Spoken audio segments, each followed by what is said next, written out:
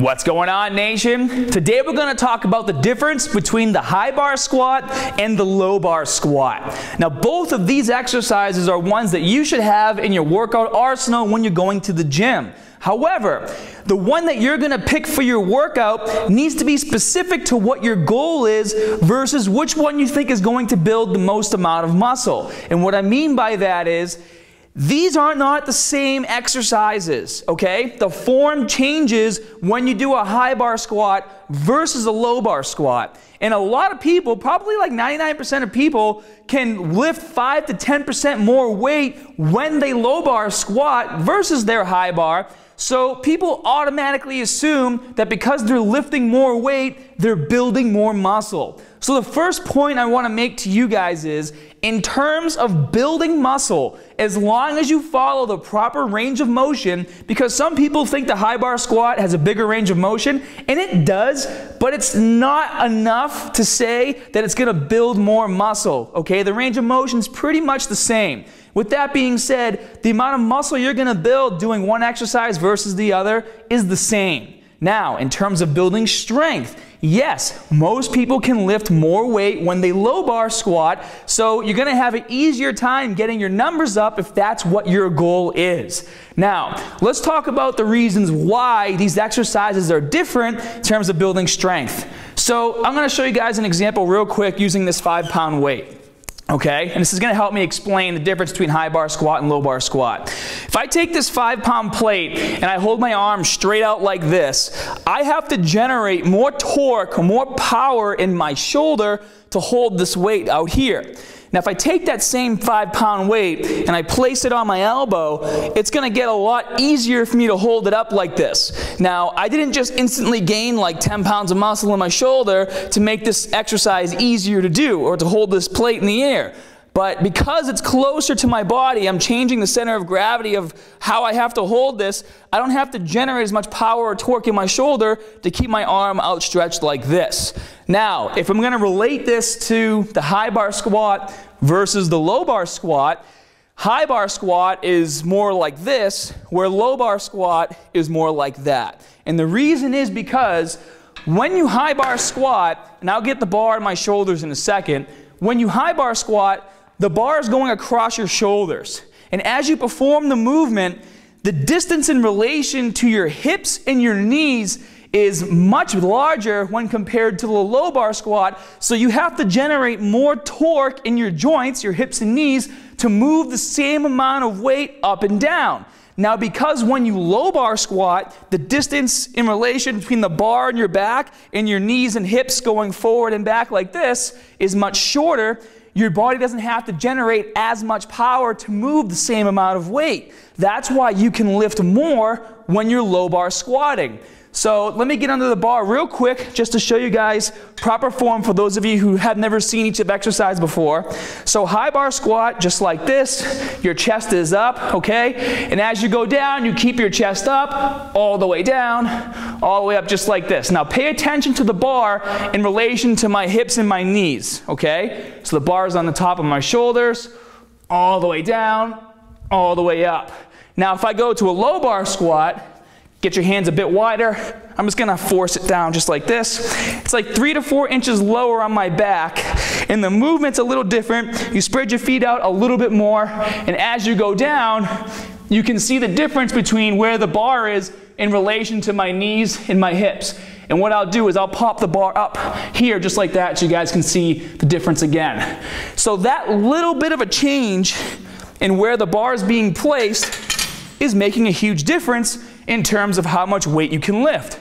So when you go to the gym and you're trying to figure out what's the best form of variation for you to use, it depends on what your goal is. Now, if your goal is general fitness, maybe you're doing CrossFit or you're just bodybuilding, weight isn't really going to be the biggest determination for you. Now, obviously you always want to be lifting heavy, you want to focus on progressive overload, you want to be adding weight when you can. But when you get to the squat rack and you're trying to figure out, do I want a high bar squat or low bar squat, remember, they're two different exercises. The form is different.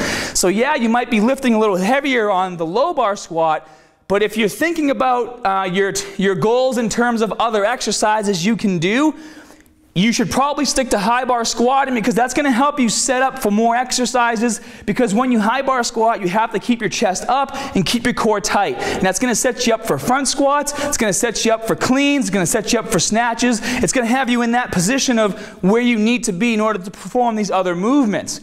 Now, if you plan on being a power lifter, and obviously knowing you can probably squat more doing the low bar squat, then that should be the movement that you focus on when you do your lifting. Why? Because when you go into a powerlifting meet, if one dude's high bar squatting and he's stronger than you, chances are you can still beat him with your low bar squat. So you want to come in and have your game ready to go.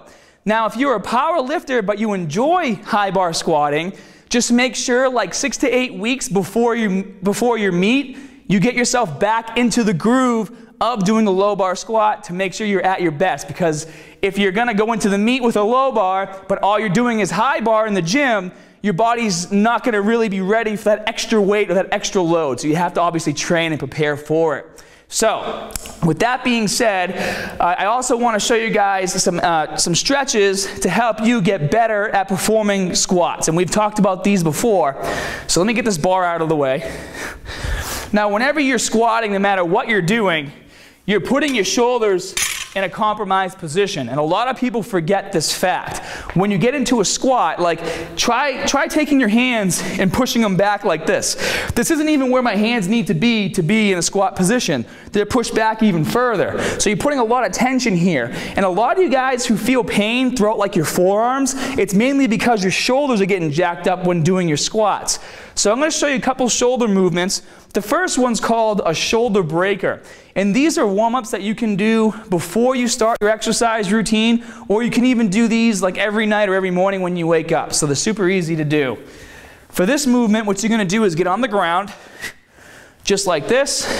You're going to keep your arm at a 90-degree angle right here, and then you're going to go all the way back and all the way forward, just like this. And when you do this movement, you do not want your shoulder blade to come off the ground. So this is my range of motion right here. This is as far as I can go. You don't want to force the movement like this and get your shoulder off the ground. That can actually lead to an injury, okay? You want to slowly work the area, keep everything pinned down nice and tight, and you're going to do 10 to 12 reps on one side, and then switch to the other side, 10 to 12 reps, okay? And you're going to do 2 sets of this. The next exercise is called a shoulder breaker. And for this movement, you can do it a couple different ways. My personal favorite way to do this is by taking a straight bar like this. This is a PVC pipe, and just standing straight up and going up and over, down to your butt, up and over, and back to your thighs. And as you get better at doing this and you increase your flexibility, you'll be able to grab closer and closer on the pipe. Back and forth 12 times, 2 sets. The other variation of this is doing it with a bungee. And if you have really tight shoulders, this is going to be a bit easier for you to do. So all you're going to do is take the bungee, pull it so there's tension, up and over, touch your butt, up and over, touch your thighs. And as you become more flexible, just wrap the bungee around your hands. Keep tension on the bungee, up and over, touch your butt, up and over, touch your thighs. And again, 10 to 12 repetitions, 2 sets. Now, it's also going to be very important for you to work on your flexibility in your lower body. This is a warm-up that I like to do before I squat and before I deadlift, okay? What I like to do is a simple like knee raise, cross-body knee raise, or alternating cross-body knee raise. And what I do is I start off like this, nice and slow, and I'm actually driving my elbows down as I'm moving my knee, and I'll go back and forth. And for this one, I don't do it for reps, and I don't do it for time. I do it until it feels good and I feel things loosen up. And as I go back and forth, I'll raise my knees higher and higher and higher and higher, and I'll just keep going back and forth like this.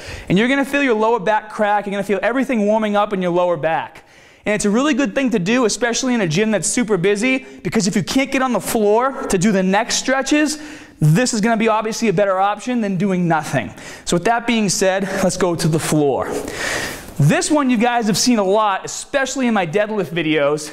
It's an alternating toe to hand touch. What you're going to do is lay down on the ground just like this, bring up your left foot, roll over, bring that toe to your hand, come back to the middle, alternate to the other side, toe to hand, come back to the middle, and you're going to do 12 reps per side, again, for 2 sets. Another variation of this is called the scorpion, and it's basically just doing it the opposite way, laying down on your chest, and you're going to come and touch your hand, come back to the middle, touch your hand, come back to the middle, touch your hand, 12 reps per side, completing 2 sets. And I'm going to show you guys a couple more variations. You don't have to do all of these every day. Maybe pick like 2 to 3 to do.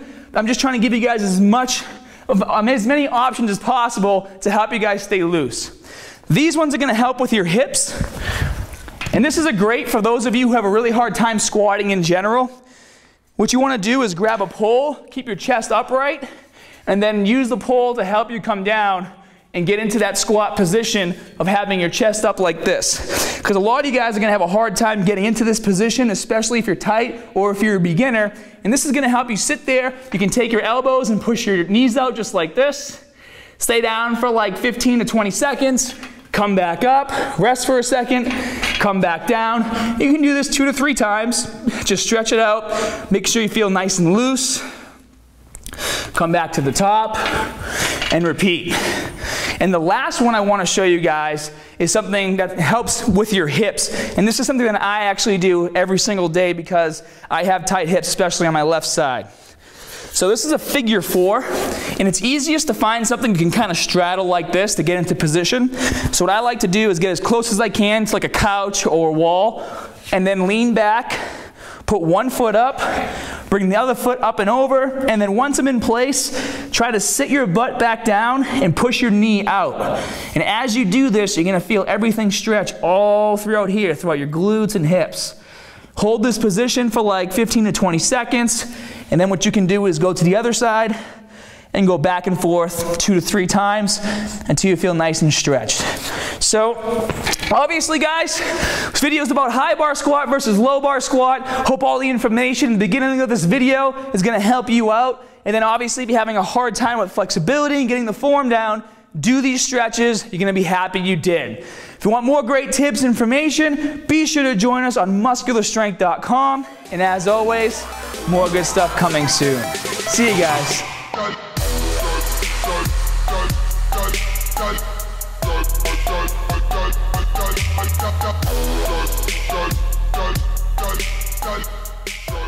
If you're looking for a website that lets you build your own profile, interact with other community members, log your daily meal plan and add your own custom foods, find the exact routines you're looking for to reach your goals on a weekly basis, new recipe ideas to help improve your meal plan, and you enjoy learning new things to take your workouts to the next level, join muscularstrength.com. What's your maximum output?